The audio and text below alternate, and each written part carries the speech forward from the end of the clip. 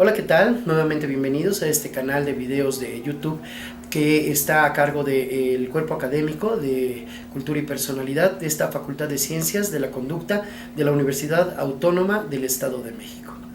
En esta ocasión me llena de gusto el poder recibir aquí a uno de nuestros más destacados terapeutas, particularmente con niños. Es el licenciado Martín Mendoza García, que es profesor de asignatura y terapeuta en el CESPI de esta Facultad de Ciencias de la Conducta de esta Universidad Autónoma del Estado de México. Muy buenas tardes, bienvenido. Le agradezco no sabe cuánto que tenga a bien regalarnos esta entrevista. Con gusto. El profesor tiene en este momento un proyecto que se titula Análisis Conductual Aplicado a Problemas de Conducta en Niños. Y bueno, yo quisiera preguntarle principalmente, ¿cuáles son los principales, perdón por la redundancia, problemas de conducta que tienen los niños que ustedes han ido detectando como parte de este trabajo de investigación? Bien, los principales problemas de conducta están asociados a la disciplina en casa y se identifican principalmente cuando los niños ingresan a la escuela. Al ejercer un contraste de la conducta del niño con otros que se comportan de manera diferente y digamos que entre comillas normalmente, los problemas destacan y tienen que ver con los hábitos de estar sentado, de seguir las instrucciones, de respetar a los compañeros, de seguir las reglas en general y determinar o no el trabajo académico que se les da.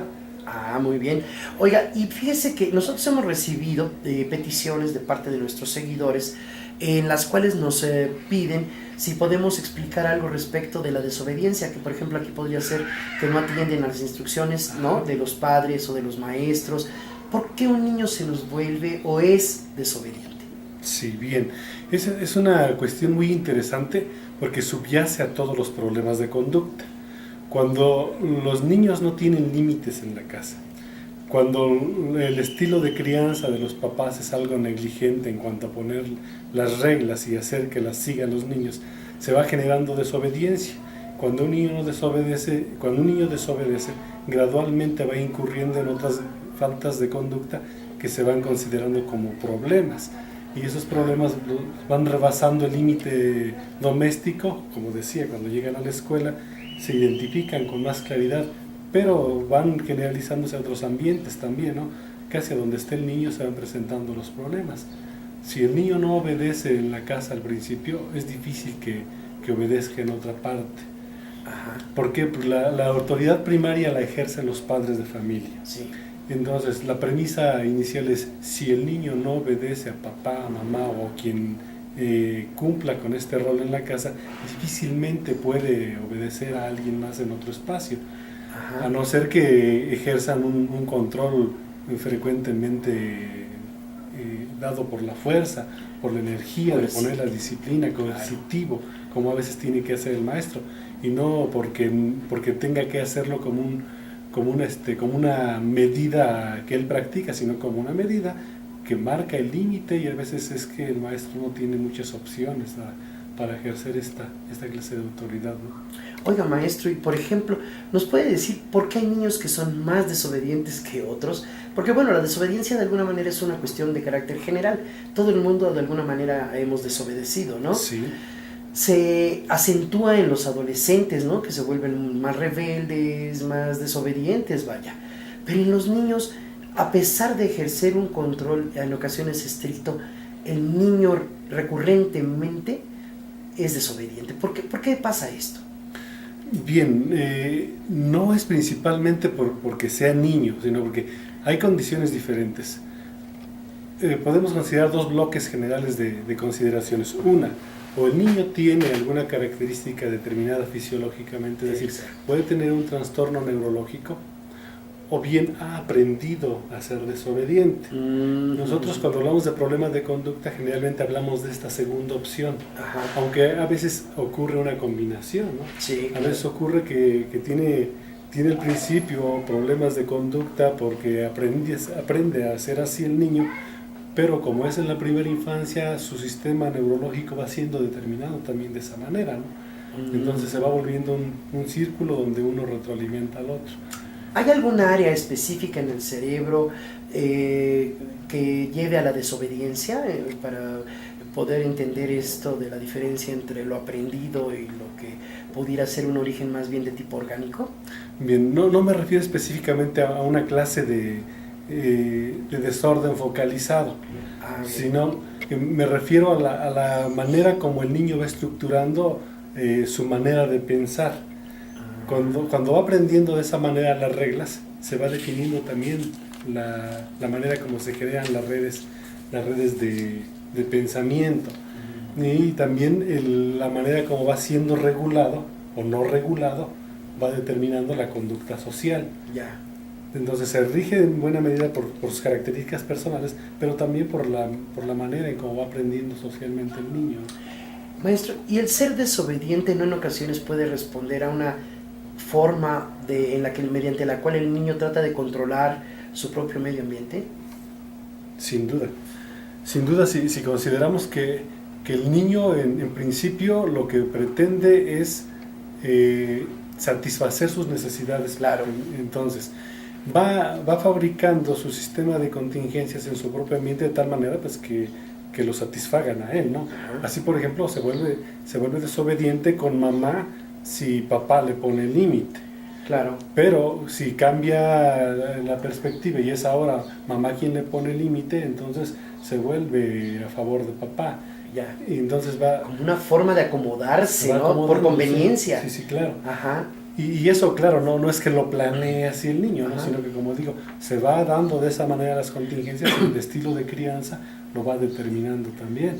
Por otro lado, fíjese que me llama la atención ya con lo que va diciendo, sino también la desobediencia de alguna manera es una forma de llamar la atención, de ser tomado en cuenta, de darse, de dejarse ver, ¿no? De darse a notar, como se podría decir, porque hay veces que no son tenidos en cuenta de manera muy clara y afectuosa, ¿no? Le comento esto por lo siguiente.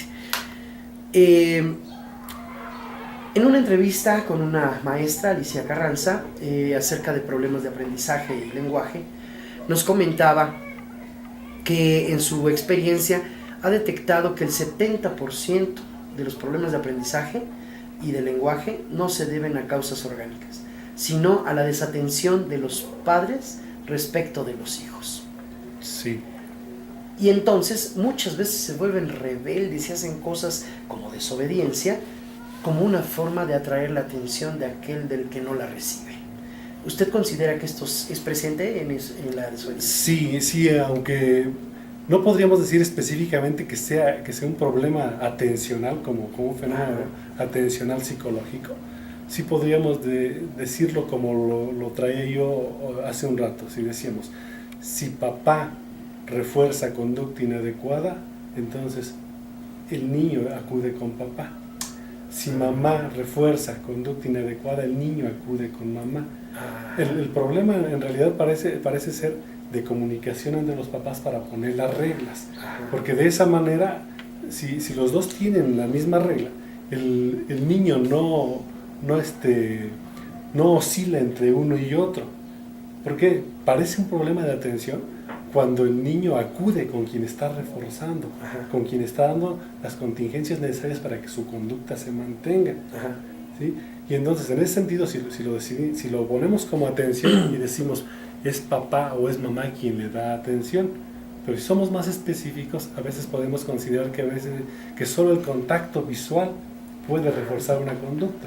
Por ejemplo, si un niño está haciendo una conducta inadecuada, por ejemplo, pedir la leche a gritos, y el papá solo lo mira, eso podría promover que el niño siga pidiendo la leche a gritos o cualquier alimento. Es una manera de atenderlo, claro, pero no es un fenómeno atencional como lo consideramos en psicología, ¿no? Sino como una atención, como un servicio más bien. En ese sentido se podría decidir así que depende en buena medida de la atención que se le da.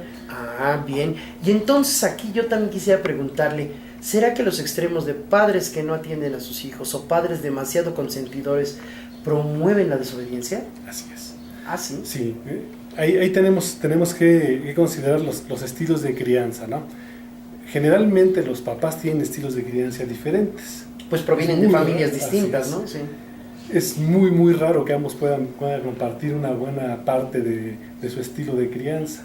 Casi siempre se gesta como un conflicto de estilos de crianza. De hecho, es cuando conoces a la pareja, ¿no? Así es. Sí, realmente, ¿no? Cuando se empieza. Sí, se empieza a conocer a la pareja, sí. Y bueno, entonces la comunicación es la que puede hacer que ese estilo de crianza se homogeneice de la manera suficiente para que los niños crezcan con límites y entonces tengan esa obediencia esperada. Que como decía, bueno, lo esperado no es que sean autómatas y obedezcan al 100%, ¿no? Claro. Sino que obedezcan, que sigan la cantidad de instrucciones que la mayor parte de los niños sigue, que es aproximadamente entre el 70 y el 80%, ¿no? Claro, porque además, bueno, hay muchos niños que sí van estableciendo ya sus criterios de comportamiento, sí, ¿no? Ellos ya van también midiendo sus límites, lo que ellos van considerando como favorable, desfavorable, bueno, malo, mejor o peor, ¿no? Claro. Y ahí ya pues ya va interviniendo también el criterio de ellos, sí, mismos, ¿no? Y ese criterio lo van marcando también los papás cuando ponen el límite, porque el límite consiste justamente en decidir qué se vale y qué no se vale. ¿Qué es lo bueno, qué es lo malo, qué es lo permitido, qué es lo no permitido, lo aceptable y lo inaceptable, y en todos los ambientes, ¿no? Fíjese, es que esto me lleva a pensar que una vez comentábamos respecto de la posibilidad de casarse. Y yo le dije al muchacho, digo, bueno, nada más ten en cuenta que no te casas solo con la muchacha, también con su familia, y trae instalado su historia, ¿no? Y cuando se trata ya de educar a un hijo, o de ponerle límites, o de orientarlo, pues ahí hay un choque de las dos familias y genera conflicto. ¿Este conflicto también es promotor de desobediencia? Claro que sí, ya lo decimos, es innecesario repetir que estamos hablando de dos núcleos que tratan de conciliar y que cuando hacen el primer contacto de noviazgo en realidad lo que tienen en común es muy poco. Sí, pero se exagera, sí, se cree que sí es la coincidencia total. Así es. Ajá. Y se pierde de vista todo esto, ¿no? Cuando nosotros atendemos problemas de desobediencia en el CESPI, lo primero que hacemos es tratar de homogenizar ese estilo de crianza en la medida necesaria y suficiente para que el niño obedezca. O sea, el reto también no es nada más hacer que el niño obedezca, sino que coincidan o concilien intereses, normas, costumbres, tradiciones, formas de pensar entre los padres. Ese sería un reto realmente muy complejo. Como el problema generalmente está en la escuela, subyace a otra clase de problemas que ya está gestando además diferentes clases de problemas. Entonces casi siempre es una intervención emergente, porque hay que resolver el problema del niño y casi tenemos que resolverlo a través de los papás, a través de los maestros.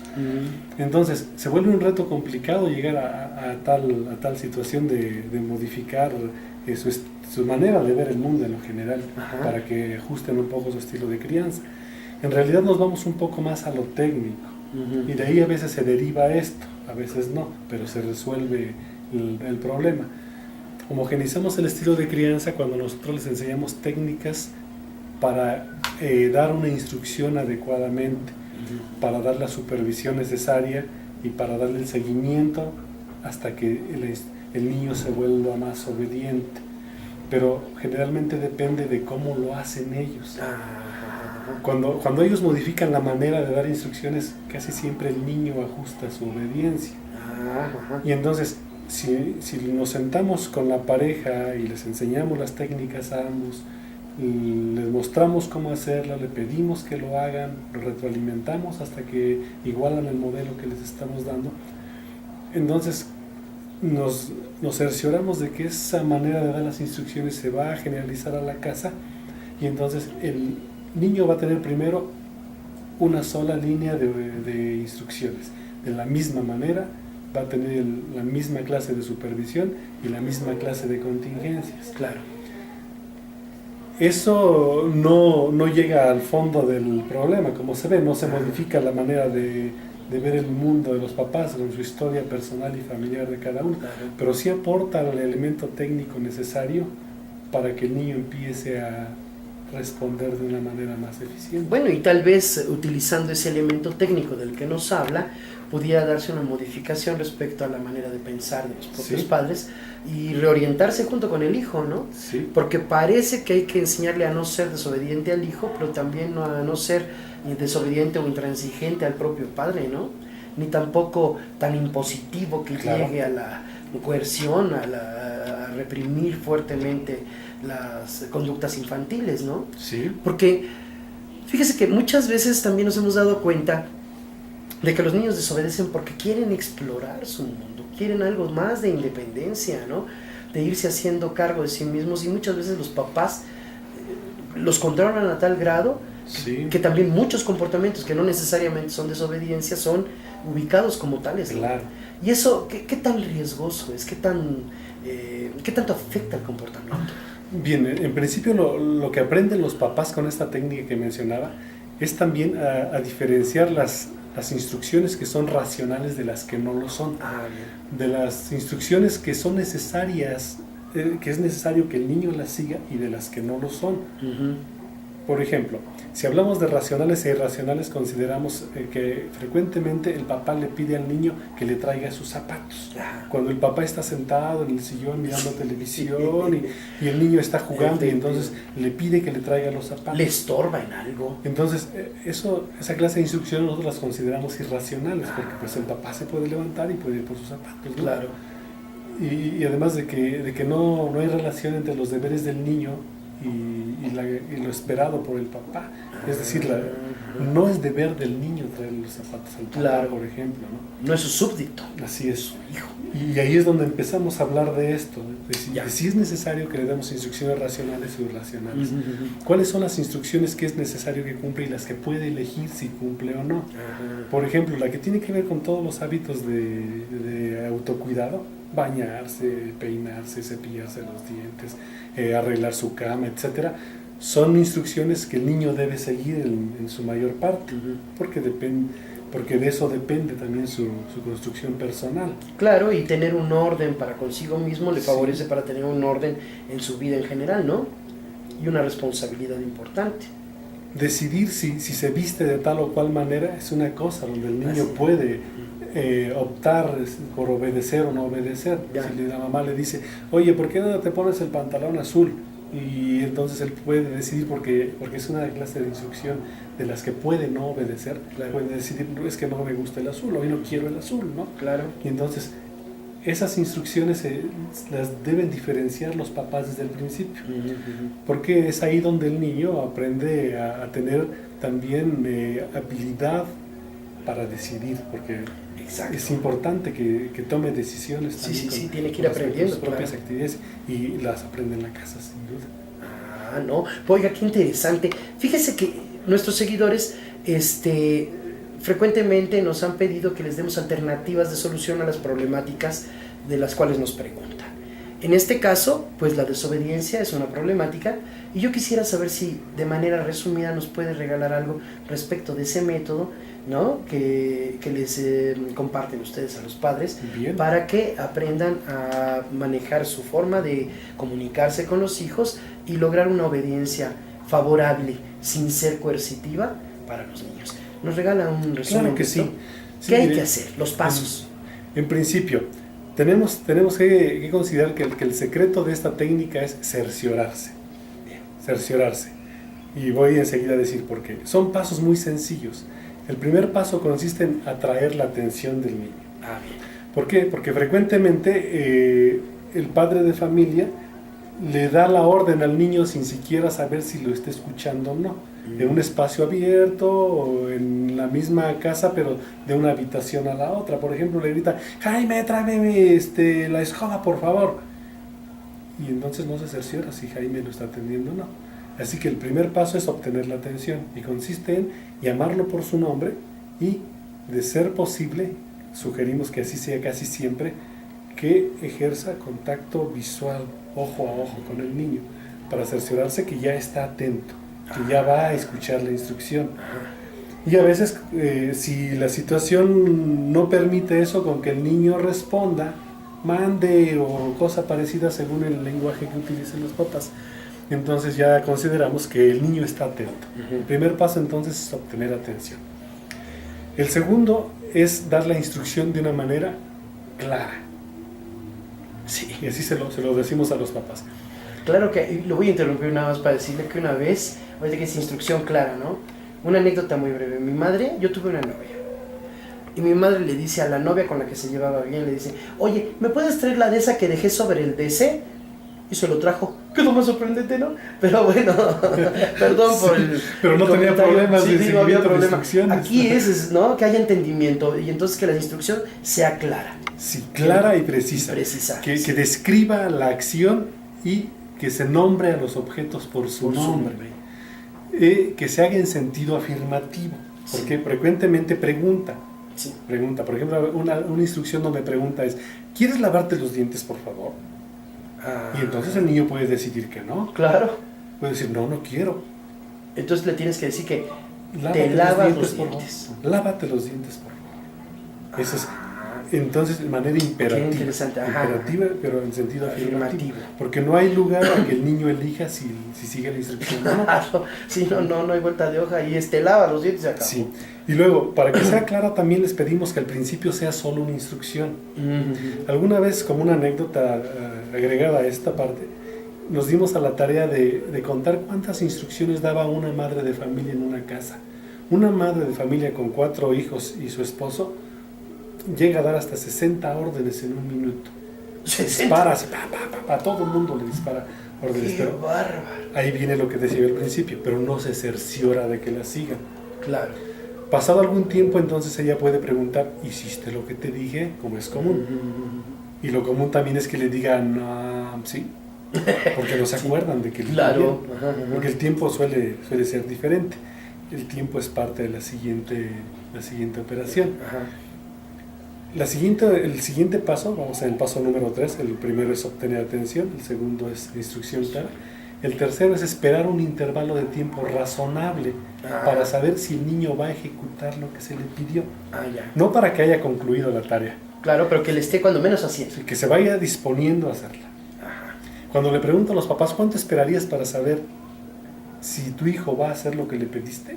Varía el tiempo, pero algunos dicen 1 hora, otros Ajá. dicen 10 minutos, otros dicen pues 5 horas. Es variable. Pero si nosotros nos podemos observarlo y con reloj en mano, Sí. entre 5 y 10 segundos es suficiente. No, que va. Porque Ajá. se cerciora uno inmediatamente Sí. si lo va a hacer o no lo va a hacer. Ajá. Y ya. Y ahí está el secreto, otra vez nos cercioramos. Nos cercioramos que siga la instrucción o que no la siga. Sí. Y ya el siguiente paso es el último. El último paso es elogiar. Elogiar. Si el niño hizo lo esperado, entonces lo elogiamos. Y yo siempre les digo a los papás que el elogio debe ser proporcionado a la instrucción, pero nunca debe ser exagerado. Ujú. Y lo más común es simplemente decirle gracias. Claro. Gracias y ya. Entonces, si le pedimos por favor, si le dijimos gracias, entonces eso va incrementando la posibilidad de que el niño lo haga bien. Eso implica un buen trato para los hijos, oiga. Se repite esto 3 veces. Digo que es el último paso, pero repetimos, solo que vamos otra vez. Si en caso de que no lo haga, el elogio naturalmente no se puede dar. No se puede dar. Pero entonces volvemos a empezar. Obtenemos atención, le damos otra vez la instrucción clara, pero aquí le damos un poco más de firmeza a la voz. Si antes le dijimos, cepíllate los dientes por favor, ahora podríamos decir, cepíllate los dientes por favor. Aquí es importante porque le damos autocontrol al papá, porque aquí lo que le decimos es, debes de tener el plan ya establecido. Si tú lo planeas, eso te va a ayudar para que no pierdas el control sobre ti mismo y el control de la situación. Entonces cuando le decimos, lo vas a hacer con un tono de voz más firme, le decimos, sin gritar. Claro. Hay que gritar a toda costa, gritar. Y entonces ya vamos trabajando lo que decíamos hace un rato, el estilo de crianza, y vamos homogenizando. Porque a veces uno de los dos padres grita más que el otro. Y aquí se trata de que ninguno grite. Con este método que usted nos está haciendo el gran favor de regalarnos para los padres, me doy cuenta de que el educador se educa a sí mismo. ¿Sí? Sirve también para que uno mismo ponga límites, instrucciones claras, ponga atención, se dé cuenta de si lo está haciendo o no, si es responsable o no. Yo creo que este método nos puede ayudar para llevar a los niños y a los propios padres a hacerse cargo o responsables de sí mismos. Sin duda. ¿Verdad? Sí. Nada de dependencia, tarde o temprano, solito tiene la instrucción y algún día lo hará de manera ya más automática, por decirlo así, pero claro, siendo responsable, haciéndote cargo o responsable de ti mismo. Pero fíjese que lo interesante es que cuando nosotros entrenamos a los papás, los estamos grabando. Ajá. O tenemos una cámara de observación a través de la cual uno de los padres puede mirar cómo el otro lo está haciendo y lo está comentando con algún coterapeuta o conmigo mismo. Estamos comentando cómo lo está haciendo su pareja. Y después los alternamos, entonces tienen oportunidad de retroalimentarse a través de mirar al otro. Claro. Y después cuando miran el video y comentamos cómo lo hicieron y qué es lo que pueden hacer mejor. Qué interesante. Porque nos cercioramos también nosotros, Sí. ese es el secreto, nos cercioramos que dominen la técnica antes de decirle, bueno, ya estás, vete a casa y lo haces. Claro. Y todavía cuando los dejamos en ese paso de ya vete a casa a hacerlo, les damos un registro donde ellos tienen que ir anotando cómo lo están haciendo. Una y se forma están de monitorear, autoevaluando, claro. también Ajá. están autoevaluando cómo lo están haciendo. Y por ejemplo, lo que es frecuente es que no elogien, que no pidan por favor. Ajá. Y que entonces cuando ellos se autoevalúan aparece 0%, 10% en elogiar, ¿no? Esto me lleva a pensar en el nadie puede dar lo que no tiene, ¿no? Y como te trato, me tratas, ¿no? Si yo no te pido por favor, si no te elogio, te doy las gracias, ¿quién me va a mí a pedir por favor, elogiarme, a darme las gracias? Y si me dedico a imponer, eso más bien resulta en un obstáculo para el niño, ¿no? Porque lo distrae de la tarea que está realizando y hasta me puede rechazar, caray, Sí. por estar llamándole la atención en un momento en el que está ocupado en otra cosa, interesado, ¿no? Y esa forma de educar entonces no funciona. Tiene que ser entonces con atención, ¿no? O sea, propia, con la posibilidad de tener claridad en la instrucción, como Sí. usted nos lo dijo, de checar que efectivamente se esté llevando a cabo la tarea y algo muy importante, elogiar, pero no de más, porque si no también incrementamos el ego del niño y después se nos vuelve un competidor, ¿no? Así es. Y entonces, pues esto ha sido muy interesante porque realmente son una serie de pasos muy, alcanzables, voy a llamarlos así, que pueden ser aplicados para la vida, pero entonces no solo hay que educar al hijo, no solo hay que llevar a que sea obediente el hijo, Claro. sino que también uno tiene que educarse, tener sus límites, ser obediente, Sí. ser objetivo, ordenado, ¿no? O sea, para que puedas hacer algo por el Sí. hijo, ¿no? Porque concluyendo sí. lo que dice el Sí. doctor es que no podemos asumir que el niño es desobediente por sí mismo, ni No, a sí mismo, uno sino que depende en buena medida que sea o no obediente de la manera como es educado. Sí, no cabe duda. Como yo quiera que tú me trates, así te voy a tener que tratar yo para que pueda yo recibir un trato equitativo. Sí. Yo creo que es algo muy importante y creo que tiene uno que aprender dos cosas con todo lo que usted nos hace favor de compartirnos. La primera, yo creo que hay que hacer a los hijos independientes, pero yo no le puedo enseñar a un hijo a ser independiente si yo también no soy independiente. Creo que hay que enseñar a los hijos a amar, ¿no? Son todas las conductas que se orientan a la conservación de la vida, pero yo no puedo enseñarle a amar si yo no amo. En pocas palabras, para que quede más claro, nadie puede dar lo que no tiene, ¿no? Y entonces, fíjese, si la vida se trata de sobrevivir, si usted no sobrevive, ¿a quién le puede ayudar a sobrevivir? A nadie. Así que entonces sí hay que ponernos en el plan de educador, pero saber que el educador también se tiene que educar a sí mismo. Y no sabe de verdad cuánto le agradezco esta información tan valiosa para todos nuestros seguidores. Le voy a pedir un último favor. Esta entrevista no pretende que nosotros nos quedemos con el material o con, ¿no?, el tema. No triangulamos información. De tal manera que si usted no tiene inconveniente y nos regala su correo para que la gente entre en contacto directo con usted, se lo voy a agradecer. Claro que sí. Recibo comentarios a este video, dispuesto a responder preguntas a través de mi correo electrónico, que es mmg681008@hotmail.com. Maestro, pues no sabe de verdad cuánto le agradezco Nada, que nos haya hecho el gran favor de venir, de haber aceptado esta invitación para hablar sobre esta temática tan interesante e importante, ahora que incluso se habla de mucha rebeldía en los niños, ¿no? De desobediencia cada vez más acentuada, y que, bueno, es una alternativa importante, práctica, seguramente no fácil de llevarse a cabo, pero con posibilidades de hacerse. Y bueno, quedamos para la próxima. La Facultad de Ciencias de la Conducta agradece su interés en nuestros videos. La Universidad Autónoma del Estado de México al servicio de toda la comunidad. Muchísimas gracias, que tengan buena tarde. Nos encontramos en la próxima.